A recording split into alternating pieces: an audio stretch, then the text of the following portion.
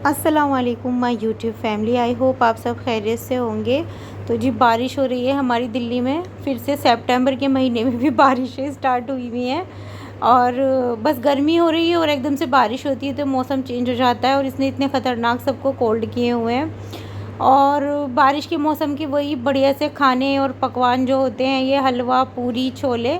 तो बस मेरे हस्बैंड भी लेकर आ गए थे छोले और पूरी, और बढ़िया यमी सी इनकी सब्ज़ी बनी हुई थी। तो एकदम से ना चेंज हो गया मुंह का जायका, बड़ा ही मज़ेदार लगा।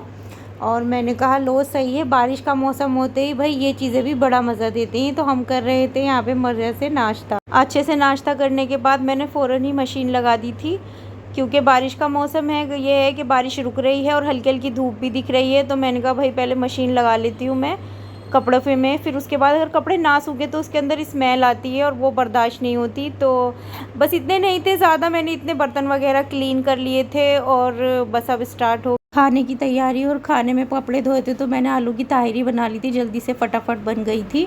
और ये देखिए बड़ी मज़ेदार सी बनी थी आलू की ताहरी। तो बस ये नमाज़ पढ़ के मैंने ताहरी पहले ही बना ली थी, नमाज़ पढ़ी, कपड़ों का पानी वगैरह उनको क्लीन करके, और बस अब हम खाना खा रहे थे। तो जी आप लोग बताइएगा, आप लोगों के घरों में जब आप कपड़े धोती हैं एज अ हाउस वाइफ तो आपके ऊपर कितना प्रेशर होता है। भाई मेरे ऊपर तो बहुत होता है, और ख़ासकर जब से ये मुझे बैक की प्रॉब्लम शुरू हुई है तो तब से तो ये कुछ नसों की प्रॉब्लम होती है ना, तो इसलिए मुझे प्रॉब्लम हो जाती है। तो बस, और ये शाम का टाइम, मतलब शाम का क्या, 4 साढ़े 4 बजे का टाइम था, तो बारिश फिर से आनी स्टार्ट हो गई थी। मैंने अपने सारे कपड़े जल्दी जल्दी उतारे, और अब इन कपड़ों को मैं अंदर ही जो रूम का डोर है यहाँ पर टांग दूँगी, कहीं ना कहीं हैंग कर दूँगी, मतलब ताकि इन्हें पंखे की हवा लगती रहे, क्योंकि कपड़ों में तो स्मेल आनी शुरू हो जाती है। तो बस जी, और ये बारिश का कुछ पता ही नहीं चल रहा, ये कब आ रही है कब जा रही है। सितंबर के महीने में भी बारिशें पीछा नहीं छोड़े, और अल्लाह रहम फरमाए। खैर यहाँ तो फिर भी बहुत शुक्र है कि, लेकिन बाहर की जगहों पे तो न्यूज़ में सुनते हैं ना बाढ़ और ये सब, तो अल्लाह अल्लाह बस सबकी हिफाजत फरमाए।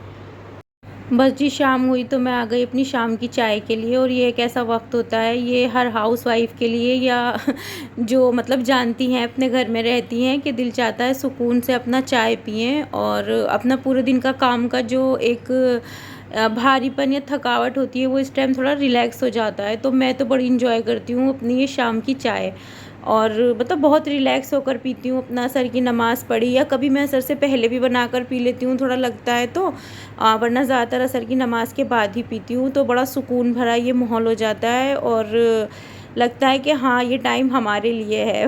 वरना पूरे दिन का टाइम तो यही है अपने घर के लिए, हस्बैंड का खाना और इन सब चीज़ों के लिए होता है। लेकिन ये जो एक टाइम होता है हमारा, ये अपने लिए लगता है, और होना भी चाहिए। हम अपने लिए तो कुछ सोचते ही नहीं, करते ही नहीं, बस पता नहीं क्यों हम हाउस वाइफ की शादी के बाद इस तरीके की ज़िंदगी, अगर बच्चे हैं तो बच्चों के लिए, वरना घर बार के लिए ही हमारे सारे काम होते हैं। तो बस जी मैं पीती हूँ अपनी ये चाय।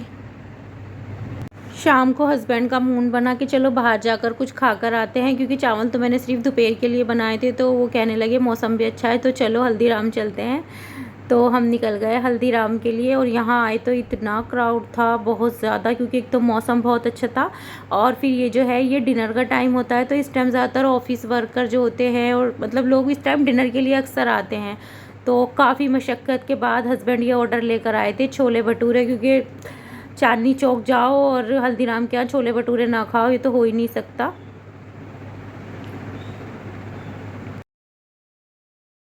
बस जी हमने इंजॉय किया ये अपना मज़ेदार सा डिनर, और साथ में थी ये राज कचौरी, जो कि मेरी बहुत फेवरेट है। बस यहीं तक था मेरा आज का व्लॉग। आप लोगों को पसंद आया हो तो प्लीज़ लाइक कीजिएगा, क्योंकि अभी मैं थोड़ा थोड़ा कर कर ही बना रही हूँ, एकदम से इतना ज़्यादा वो नहीं ले रही। और तब तक के लिए मिलते हैं अगले ब्लॉग में। अल्लाह हाफिज़।